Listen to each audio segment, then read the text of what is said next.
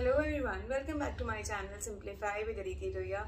This is the part 1 of a history chapter Nationalism in Europe. इस बार का term 1 का जो एग्जाम है वो completely objective type है. Therefore we are discussing this chapter more detail based and fact based. लेकिन I have already uploaded the explanation videos also. I was going through a lot of sample papers and वहाँ पे बहुत सारे questions ऐसे थे जो कि concept based थे, केवल fact based नहीं थे. Therefore, you need to read NCERTs multiple times. You need to understand the concepts, understand the stories, and then don't miss out on the facts and the details as well. तो सभी कुछ करना है, complete package चाहिए.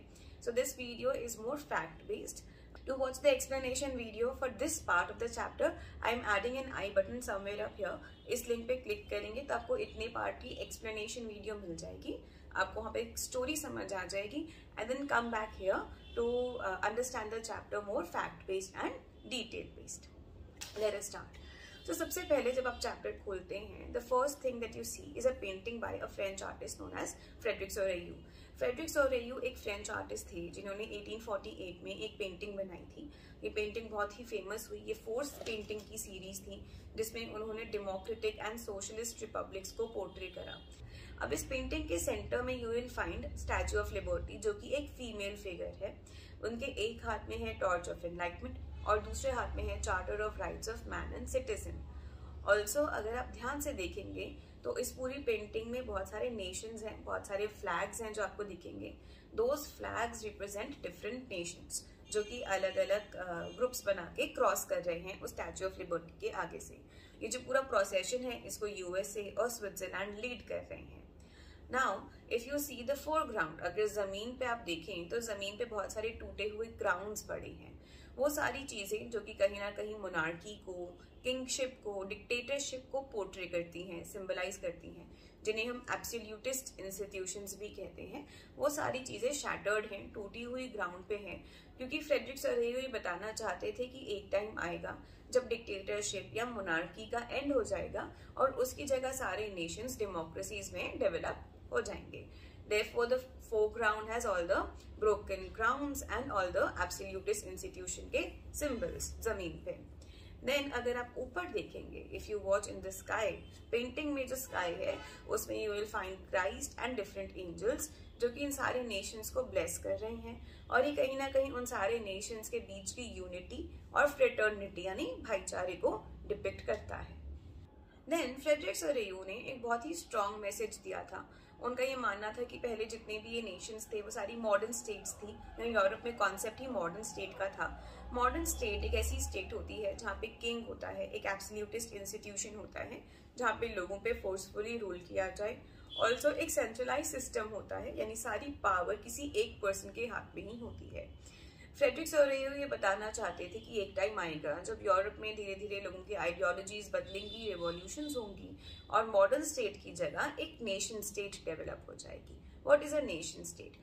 Nation state में जो लोग होते हैं उनके बीच में एक कलेक्टिव बिलोंगिंग की फीलिंग होती है.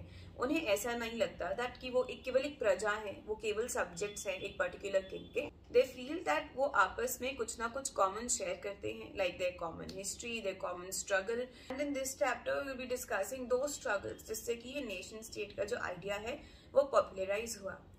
नाउ क्योंकि इस बार का हमारा सारा एग्जाम ऑब्जेक्टिव टाइप है, completely MCQ बेस्ड होंगे, therefore it is very important कि आप जितने पोर्शंस को समझते जा रहे हैं आप साथ साथ उसके MCQs भी प्रैक्टिस करें. I was going through some books and one book which I found really helpful was by Oswald Publications. Let me just show it to you.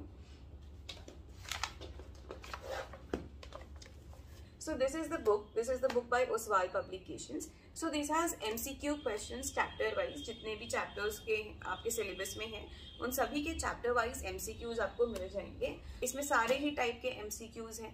There are assertion reason based MCQs, passage based MCQs, standalone MCQs, fact based, picture based, cartoon based, हर type के सारे questions की variety आपको मिल जाएगी. Also अच्छी बात यह है कि इस एक बुक में सारे सब्जेक्ट्स इंक्लूडेड है, सारा सिलेबस आपका इंक्लूडेड है. So you don't need to buy different books for every subject. आप केवल ये वाली एक बुक ले लीजिए and you are sorted, you are good to go. So इस बुक में आपको टर्म 1 के 5 सब्जेक्ट्स के सारे चैप्टर वाइज क्वेश्चंस मिल जाएंगे, starting with English, then Hindi, then maths, science and social science. सारे सब्जेक्ट्स के सारे चैप्टर्स के चैप्टर वाइज क्वेश्चन बैंक इन्होंने दे रखा है। Although I will not call it a question bank, क्योंकि क्वेश्चन बैंक तो फिर हो गया कि चैप्टर की हर लाइन से जहाँ क्वेश्चन पॉसिबल है वो इसमें इंक्लूडेड हो, बट यहाँ पे अप्रोक्सीमेटली 60-70 क्वेश्चंस हर चैप्टर से दे रखे हैं, which are enough once you feel that you have prepared the chapter. एक बार आपका चैप्टर प्रिपेयर हो जाए, it will be enough to test whether you are thorough with the chapter और not. I have provided a link to this book in the description box down below. Check it for yourself, and I really suggest that you should get your hands on this one, as it will be highly helpful just before the term 1 board exam. Also, towards the end of this video, I'll be inserting 5 to 6 MCQ questions. मैं 5 से 6 MCQ questions video के and में insert करूंगी। Questions आज की video के topic से related ही होंगे। आज की वीडियो में हमने जितने भी टॉपिक्स डिस्कस करे हैं उन पे बेस्ड वो क्वेश्चंस होंगे। So try and see for yourself कि क्या आप वीडियो को देखने के बाद उन क्वेश्चंस को आंसर कर पा रहे हो। I would love to see your response, I would love to see your answers. तो जितने भी आपके आंसर्स हो, just comment down below and let me know, and I would love to know. Moving on, जो next topic book में दे रखा है और हम डिस्कस करने वाले हैं वो है एक बहुत ही इंपॉर्टेंट इवेंट यूरोप की हिस्ट्री में, वो है French revolution. French revolution took place in 1789, जो कि यूरोपियन हिस्ट्री में या वर्ल्ड की हिस्ट्री में one of the first revolutions consider करी जाती है। कहा जाता है कि पूरे वर्ल्ड में नेशनलिज्म का one of the first expressions French revolution रहा।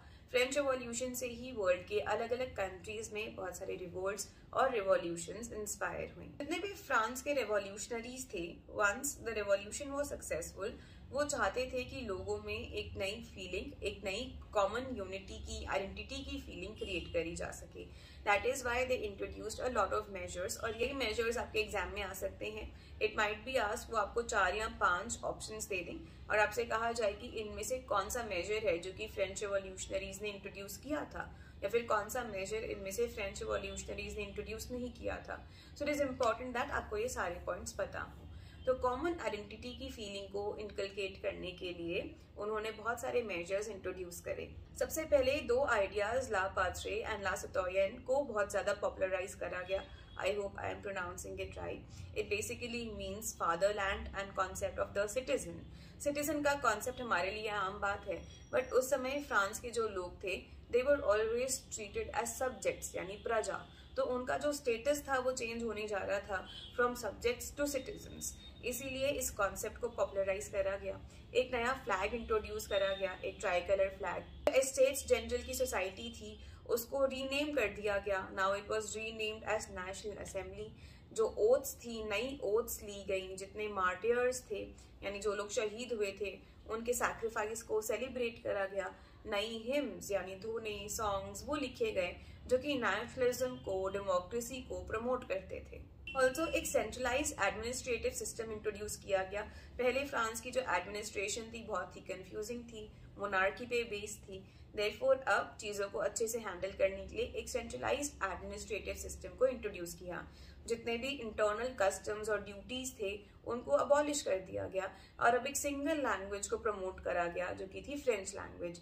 जैसे कि जब लोगों की लैंग्वेज सेम होगी तो उनमें ऑटोमेटिकली एक यूनिटी की, कॉमन आइडेंटिटी की फीलिंग डेवलप हो सकेगी। So these were some measures जो कि फ्रेंच रिवॉल्यूशनरीज ने फ्रांस में इंट्रोड्यूस करे थे। Now after the French revolution, जो कि फ्रांस के नए रूलर बने वो थे Napoleon Bonaparte. Napoleon Bonaparte France के नए डिक्टेटर बने, और डिक्टेटर बनने के बाद ही introduced a lot of reforms. उनके कुछ रिफॉर्म्स ऐसे थे जो कि बहुत एडवांटेजियस थे, जिनसे लोग बहुत खुश थे और जिन्हें बहुत ही मॉडर्न माना जाता था। वहीं पे कुछ रिफॉर्म्स उनके ऐसे भी थे जो थोड़े डिसएडवांटेजियस थे आम जनता के लिए, और इसी कारण आम जनता कहीं ना कहीं नेपोलियन को सपोर्ट नहीं कर पा रही थी। First, we'll be discussing all the positive or the advantageous measures taken by him, and then we'll discuss all the negative and the disadvantageous measures. सबसे पहले नेपोलियन ने 1804 में एक सिविल कोड इंट्रोड्यूस करा, जिसे हम नेपोलियनिक कोड भी कहते हैं। नेपोलियनिक कोड के थ्रू उन्होंने कुछ मेजर चेंजेस इंट्रोड्यूस करे। भी बर्थ पे बेस्ड प्रिविलेजेस थी, यानी एक इंसान अगर उसका जन्म अच्छे परिवार में हुआ है, नोबिलिटी में या किंग की फैमिली में हुआ है, तो ऑटोमेटिकली पहले के टाइम पे उसको कुछ प्रिविलेजेस, कुछ स्पेशल अधिकार मिल जाते थे, which was completely unjust. So Napoleon ने ऐसी सारी प्रिविलेजेस जो कि केवल बर्थ के बेसिस पे मिलती थी, उन सभी को हटा दिया। राइट टू प्रॉपर्टी को सिक्योर कर दिया गया। और इक्वालिटी बिफोर लॉ भी इस्टेब्लिश करी गई। That means all the citizens were suppose to be considered equal in the eyes of law. फिर इसके अलावा ट्रेड रिस्ट्रिक्शंस या गिल्ड रिस्ट्रिक्शंस जो थी, ऐसी रिस्ट्रिक्शंस जो कि फ्री ट्रेड के रास्ते में रुकावट मानी जाती थी, जैसे ज्यादा कस्टम ड्यूटी, ज्यादा टैक्सेस, उनको अबॉलिश कर दिया गया। और ट्रांसपोर्ट और कम्युनिकेशन के सिस्टम को भी काफी इम्प्रूव करा गया।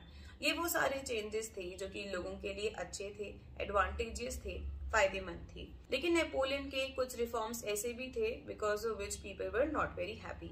सबसे पहले इंक्रीज टैक्सेशन। कुछ एरियाज में टैक्सेस को इंक्रीज कर दिया गया था which are very difficult for people to पे।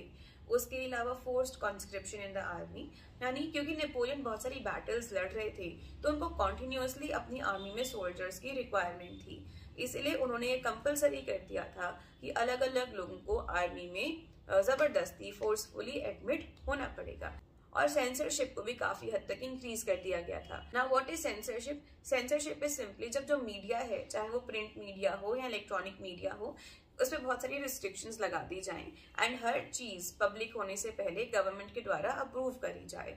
तो सेंसरशिप को काफी ज्यादा इंक्रीज कर दिया गया था।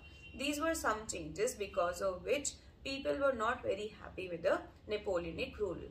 This was a part 1 of this chapter for you. इस पार्ट में हमने बेसिक डिटेल्स और फैक्ट्स को डिस्कस करा, थोड़ी समरी भी डिस्कस हो गई, और यहाँ पे 3 से 4 पिक्चर्स ऐसी हैं जो बहुत इंपॉर्टेंट हैं एग्जामिनेशन पॉइंट ऑफ व्यू से, जिनसे क्वेश्चंस आ सकते हैं। I have already made a detailed picture based question video.